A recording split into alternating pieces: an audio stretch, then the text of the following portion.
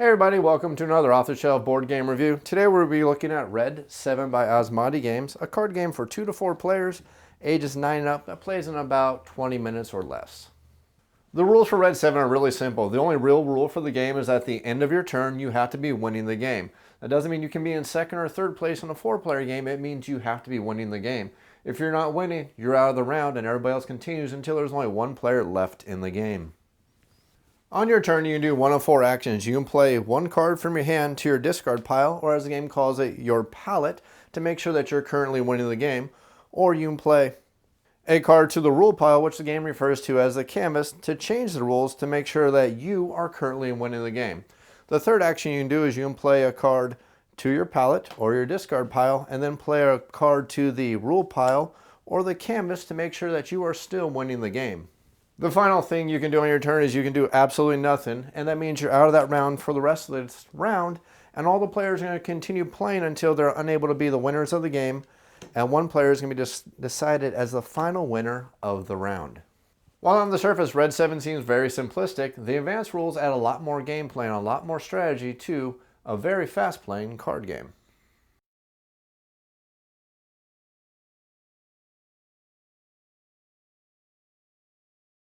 To play Red7, each player starts with a hand of exactly 7 cards and 1 card in their palette or their discard pile, whichever you want to call it. The game likes to call it a palette for thematic reasons. And your cards in your discard pile or your palette have to be making you win the game, depending on whatever is the top card in the canvas or the rule pile. So at the very start of the game, every player has a hand of 7 cards and 1 card in their palette, and they simply look at the rule card or the canvas card to see who is winning the game. And of course, if you're winning the game, you're safe, and the next player to your left is the one who has to be trying to win the game. And every time you play the game of Red7, the same card is always the first rule card. It's the card that says if you're currently playing red, and the highest card wins. And why is it important about though if you're playing red or not is because color breaks ties. So in this very starting hand, we see that this player with the number 7 is currently winning because the rules are highest card is currently winning. So this player will be winning, and this player would happen to be the first player. But if the cards happen to be different, for some reason, by the luck of the draw, every player happens to start with a 5 in the discard pile, you'd have to look at the colors of the rainbow to see who actually technically currently has the highest card in play. And if you forget how the rainbow goes, blue beats indigo, green beats blue, and if we had to go to that point, yellow would actually beat green. So in this case, since we know that green is currently winning this hand, we know that this player to their left is going to be the first player, and they need to make a decision among your 3 actions, which are either play a card to your palette, play a card to the canvas to change the rules, or play a card to your palette, then play a card to your canvas. Only thing you need to do is make sure you're still winning at the end of your turn. So since this is a starting player, they're going to go ahead and play 1 card. They're going to play the Red7, and since the highest card is currently the winner, they're now the winner player, and we can go ahead and move on to the next player, who can simply play a card and then change the rules of the game by adding a card to the canvas. The new rule is whoever has the most even cards. Since they're actually the only player with any even cards at all, they're now winning the game. We can now move over to this player who needs to figure out what they need to do to keep in the game. And they'll simply play their 3 to their palette, and they're going to change the rules now, saying that whoever has the most cards below 4 is winning the game.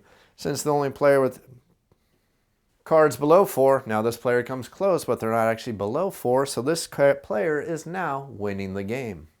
And of course, the final action you do is you just play a card to the canvas to change the rules. This one says the most of 1 color is now winning the game, but wait, every single player happens to have 1 card of a color, so now who do we figure out who's winning the game?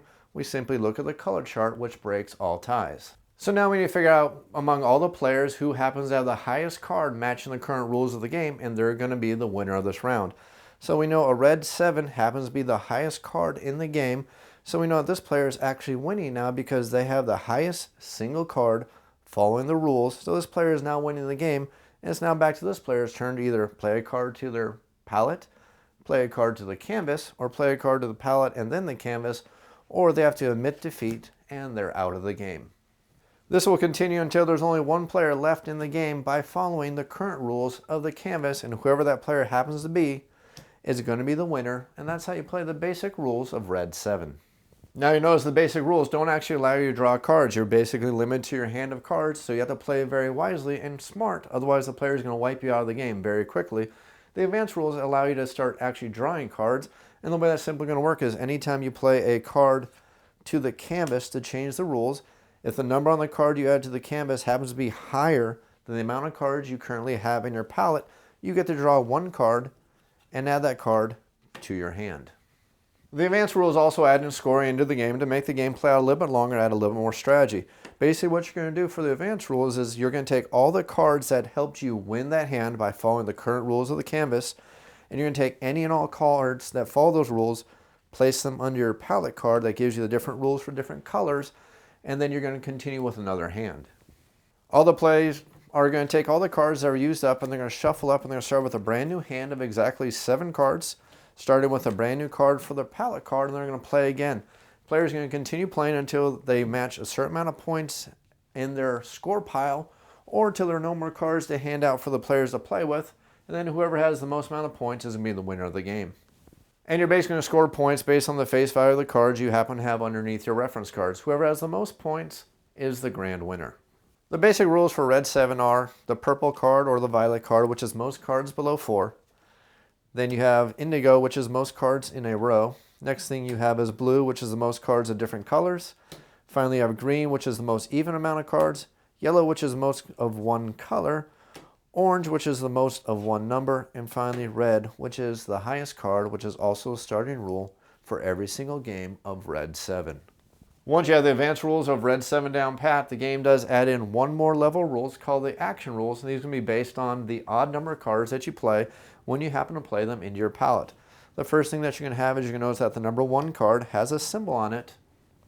That's going to tell you to look at another player's palette, take one of their cards from the palette and place on top of the draw pile. Now these actions are mandatory, so you don't have a choice, so you have to do these actions if you happen to play one of these odd number cards in your palette. The next thing is the number 3 card, which is going to instruct you to take a card from the draw deck if you can and place it into your hand. The 5 card is going to tell you to play another card into your canvas, or I'm sorry, on top of your palette, on top of any cards you may have played. So if you happen to play a 5 card down into your palette and you have any cards left in your hand, you can play those also. And if they have any more odd cards, you have to follow the rules on those cards also. And then finally, the 7 card is going to tell you that you're going to take one card from your palette and place it to the canvas. Of course, you have to make sure you're still winning the game, because if you're not, well, you're out of the round.